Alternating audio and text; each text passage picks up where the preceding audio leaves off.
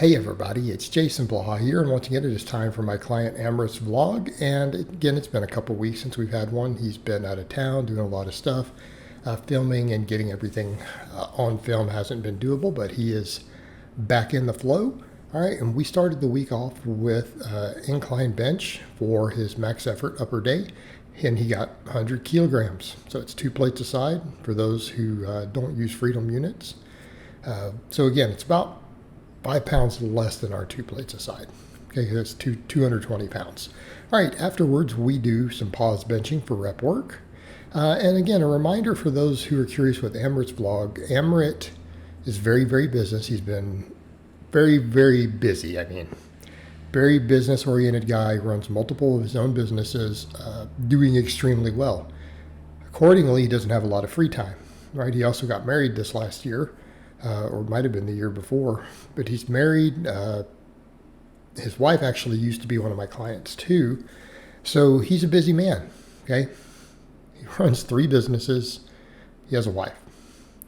We have to cut his workouts down real short just for time for recovery.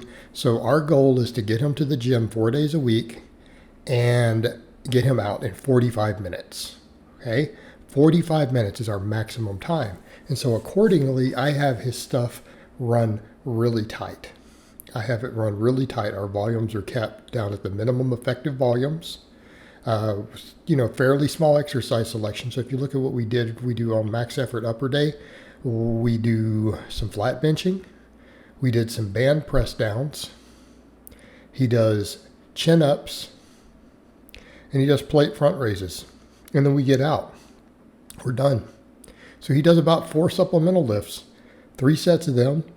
I let him superset them if he needs to. So a lot of times if he's again in a hurry, he can come in and do something like do his chin-ups between his sets of bench press. He can do his front raises and superset it with those press downs. And we get back out of the gym. We're done. We're done. Now, he used to be bigger and in better shape when he was a client before. And that's why he came back to me. That's why we're working. He's like, I've got to get back in shape. I want to get most of my old strength back, but I have a certain cap of my body weight. I need to get leaner again. Because he was actually pretty lean at one time. He was actually pretty lean because he was a trainer for one of his businesses. Now he's found stuff that's more lucrative. And he's like, I don't care about training. So, and everything's going good. But he's like, I do need to get in shape. I do need to get leaner. But I've got such limited free time to pull it off. And he needs this stress relief too.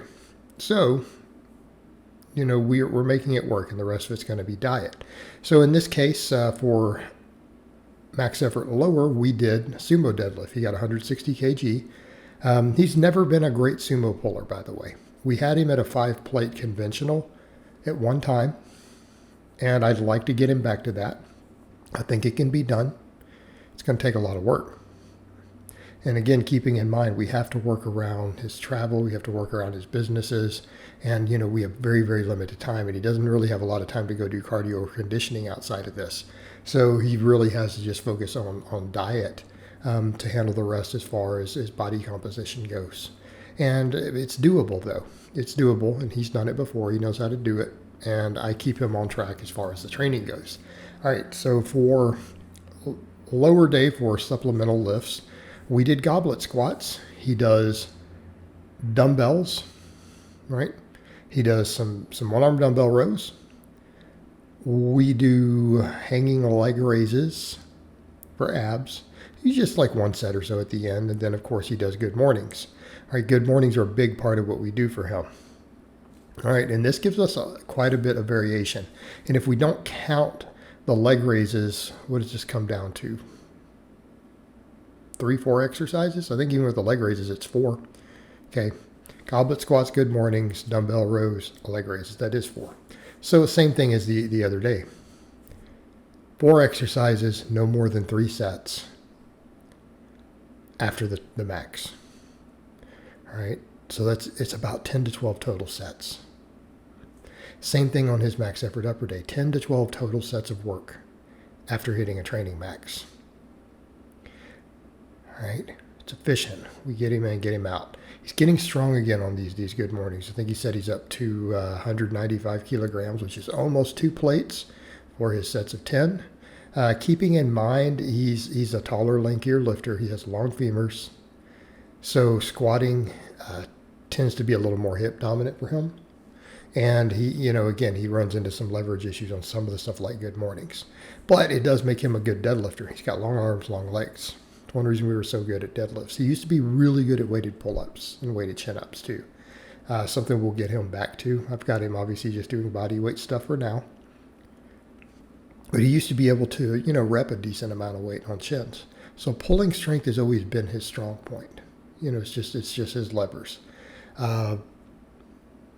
But some of these movements have been tough, and so we're really happy with his good mornings. In fact, he messaged me this morning. It's when he got to the 195 and was sending the footage over for this vlog.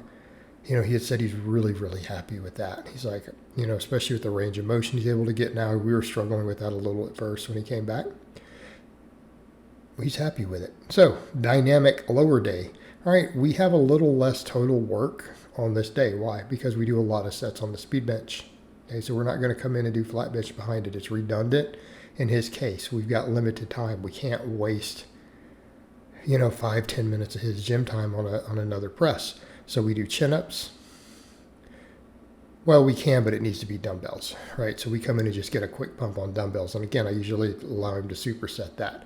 So he does dumbbell presses. Again, different movement. It's efficient. It's easy on recovery. Right, he can take short breaks because he's not going to care about the weight as much either. And that's an ego thing too. When we're trying to get out of the gym quick, and we're having to do those shorter breaks or superset movements, that ego can kick in if we're trying to do it with movements we have a big strength standard on. Hey, in his case, we've already got the barbell in. Let's just get a pump with the dumbbells. We do some chin-ups. Do some band press downs. I'll let him do a little shoulder work with plate front raises. I may eventually let him work overhead press back in for these as he gets a little stronger, because he actually used to have some really serious goals on the overhead press. He was chasing that 2 plate per side overhead press at one time. And we were closing in on it. But that had been a goal of his, a few years ago. The first time I was coaching him, and we were working towards that. So we may work that back in. But right now, because he tends to be fatigued with these short workouts, I'm trying not to throw a lot of multi-joint exercises in outside of the first couple, right? A couple of good ones, and then we come in, hit some smaller movements for our weaklings, and get out. Now, eventually, I might let him replace that with an overhead press.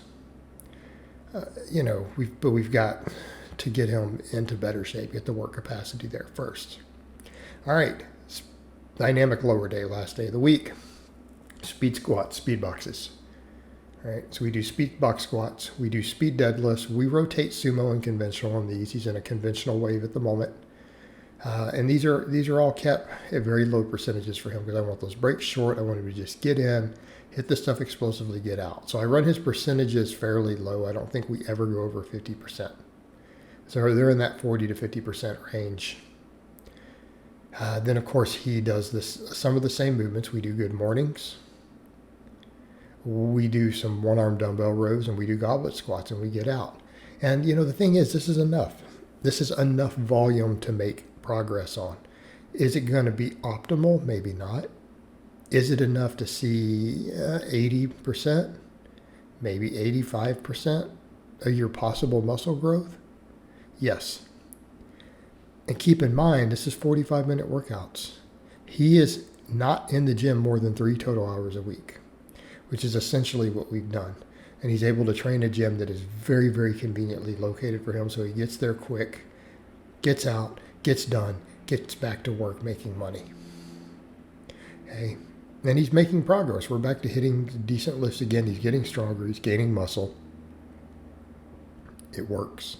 So this sort of idea can work for those of you out there in similar situations. You're just too busy to come in and put in 1.5 hour workouts 4 times a week and to do a lot of conditioning and stuff on top of it. Not everyone has that time. They have it, but they choose to spend it other ways. In his case, he's spending it building his future, building his businesses. So, I think it's well spent, but he still makes the time to get this done. And this is a good model. It's a good template for those of you to go on who might be in a similar situation. All right, guys, but that's really all I have to say on that today. I hope it's been informative, and I'll talk to you guys next time.